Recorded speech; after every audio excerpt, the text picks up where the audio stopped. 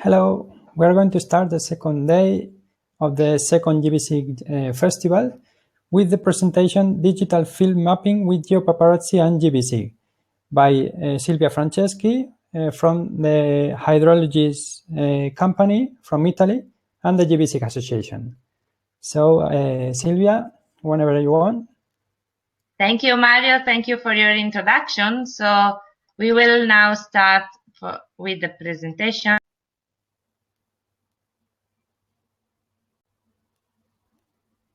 Okay.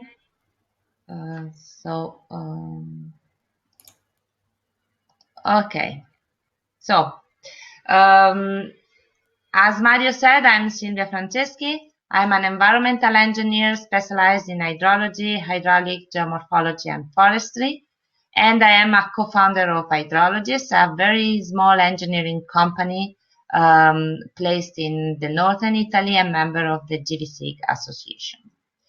This presentation is about Geopaparazzi. Geopaparazzi is a mobile application for digital field mapping that we develop that hydrologists develop. So let's introduce to you Geopaparazzi. So what is Geopaparazzi? Basically, it is an engineering or a professional surveying tool, also for geologists or for those that goes in the field. But if necessary, it is something that you have always in your pocket and something that make easily map important professional targets, but in general to map important things in your life. Geopaparazzi is a very simple and easy to use application for field survey. It has very few base functions, very useful in the field, like the possibility to take georeference notes. As you can see, notes can be simple notes like test pictures and sketches, or more complex notes through forms. Notes can be placed in the center of the map or using the GPS position. In Geopaparazzi, there is also a map view in which it is possible to load raster or MapsForge vector base maps and spatialized vector overlays. In this map, you can see your position, your GPS position. You can browse the map, add more information, and go and personalize the style of your data. The supported background maps in Geopaparazzi are maps are online and offline. Regarding the offline, we can load MapsForge offline maps file, .map files, or MB tiles. Through a map URL, it is possible to configure TMS offline and online, and WMS. It is also possible to load the rasterlight too on offline databases. Like you can see here, there are different possibilities to load a background map in the map view. In general, when you take a note or a bookmark, then you can see it in the map view with a label, or you can browse and visualize, zoom to, or edit notes and bookmarks in a dedicated list view. And you can also delete with this button. You can delete the note and the bookmarks. Another base functionality of Geopaparazzi is the possibility to track your GPS log. When tracking a log, you can access the data through the menu in the map list. The first item here is the GPS data list, where you can find all the registered tracks. You can browse the tracks and select the tracks to personalize the possibility to see it, just checking or non-checking in the map view, and personalize the style. If you select one track, you can see some basic information of the track, like the time step of start and end, and the length of the track. Then you can personalize some properties, and you can access all the data registered in the track, like the data of elevation and the data of the velocity of the track in a dedicated chart view.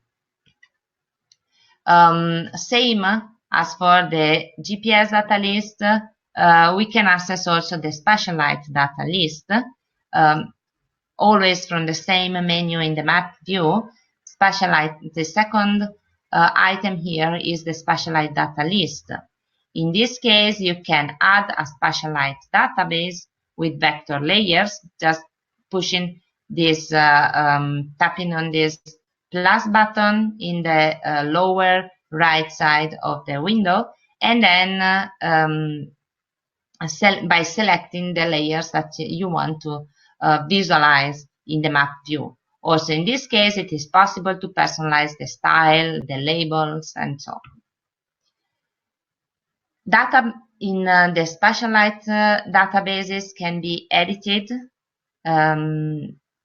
modified, or added with simplified tools that we develop to have a better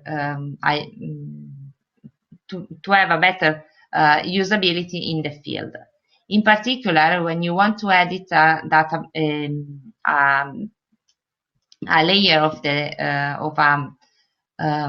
specialized database, you have to select the layer you want to edit once at a time, and then you can select the feature or add a new feature or copy the feature. Once you select the feature, you can modify either the attribute table or the geometry. For editing the geometry, there are some very useful and easy to use tools to cut polygons and add new parts for the polygons, thought to be used in a touchpad in the field. From the version 5 of Geopaparazzi, we also added the possibility to edit the lines in specialized databases and points. You can add, remove, or continue lines and points in a specialized database. Note that moving vertices is not supported in Geopaparazzi yet.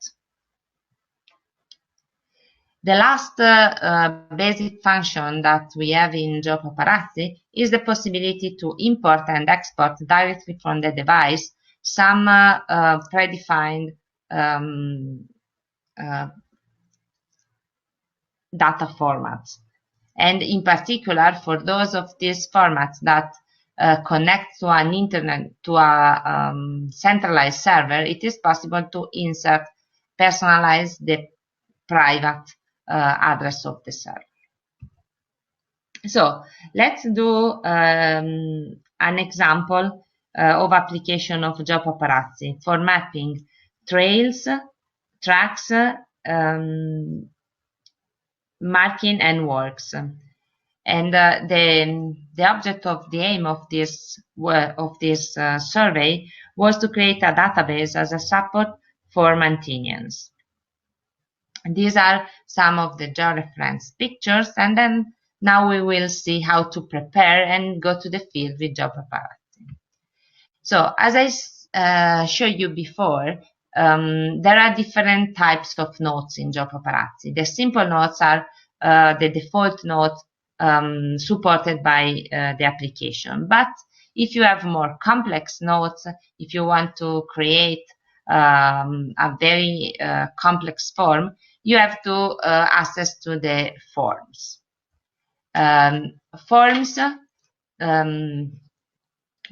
Forms node appear as buttons, as different buttons in the insert node view, and you can choose to insert the node as form in the center map or in the GPS position.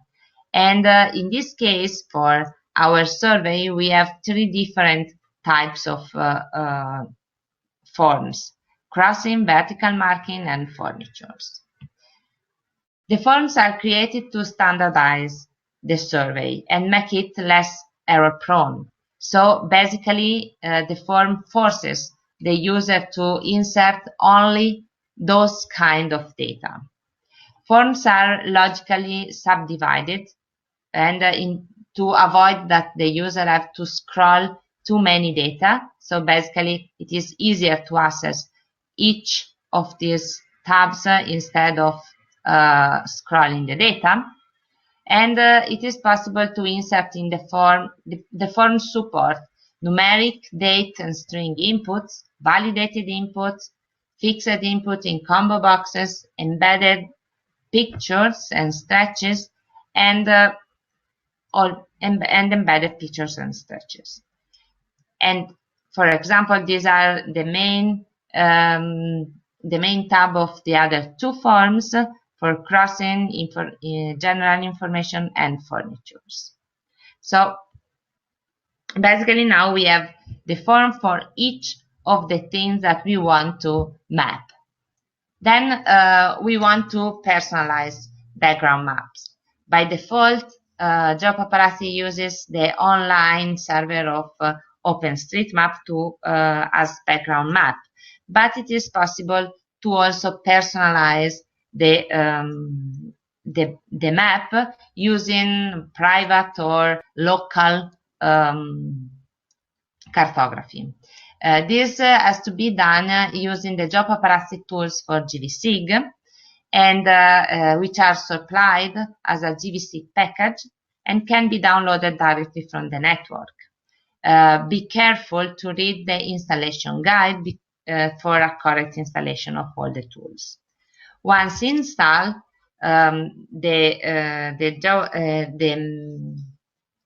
this package, a new item in the menu bar of the gvSIG will appear, and it is called GG Tools, containing the following items: Geopaparazzi, tools, Spatial Light Toolbox, EPINet, and so on. These are all the tools that hydrologists provide in the gvSIG environment, in the gvSIG desktop GIS. In particular, for Geopaparazzi, we have two different tools. The first one is the creation of Geopaparazzi tiles, and the second one is the open media images. To create the Geopaparazzi tiles, to create offline background maps, it is necessary to select the first of this item, create an MB tiles database for Geopaparazzi for the current view. The user then have just to set in this case, the user, the tool consider the active view of the project loaded in gvSIG, and the user have only to set the wanted zoom level, a name, and the output folder for the database.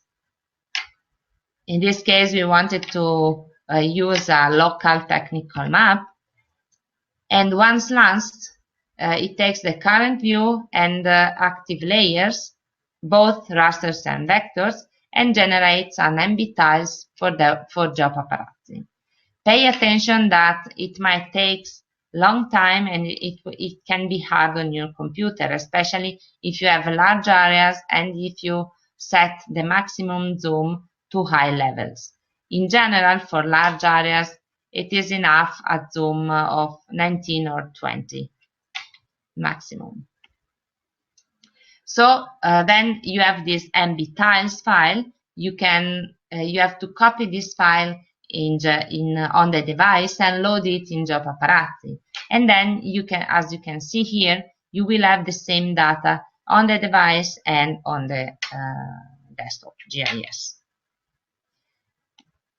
Okay, regarding this kind of data, the possibility to use the data offline, we are now working with Scholar on a direct connection between gvSIG Online and Geopaparazzi. The things that are now available are the possibility to download the layers list, to select the layers to download, and gvSIG Online packages them as a specialized database, then download the dataset, edit it locally, and finally upload the modified datasets. But others, we are now working on it, and other stuff will come soon. So now that we have the forms and our background map, we are ready to go in the field and do the survey with your favorite means of transport and your favorite device. Once you get all the data or some of the data, you can come back. When you come back in the office, you want to get the data into GIS. Usually when you are in the field, you collect tons of data, also data that you will not need, but definitely it is important to collect all that is that seems to be needed, because otherwise you have to come back in the field. So at this time we have to use again gvSIG, and in this case gvSIG supports Geopaparazzi databases in the add layer section. So you have to transfer the Geopaparazzi project file to your desktop computer, and then add new layer, add layer section, and select the Geopaparazzi folder. Here you have to select the project file, and as soon as you select the project file, in this graphical interface, gvSIG shows you some basic information and metadata of the project previously inserted by the user, and then a preview of the available layers list, which are the default layers, nodes, images, and GPS logs, and the complex form. In this case, we have a layer for each of the complex form, and we had three different forms, so we have three different layers for those data. Once the import starts, the shapefile of each layer are created with all the information that you inserted in the field in the attribute table.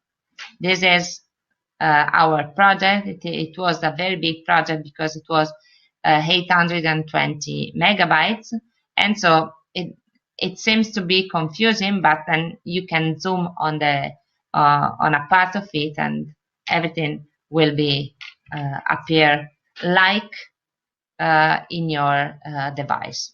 Again, here a comparison between the visualization in the device here and in the gvSIG desktop here. Then in gvSIG you can access the attribute table and see all the information related to the point. As you can see here, each of the voices of the items present in the form are separated in different as different attributes.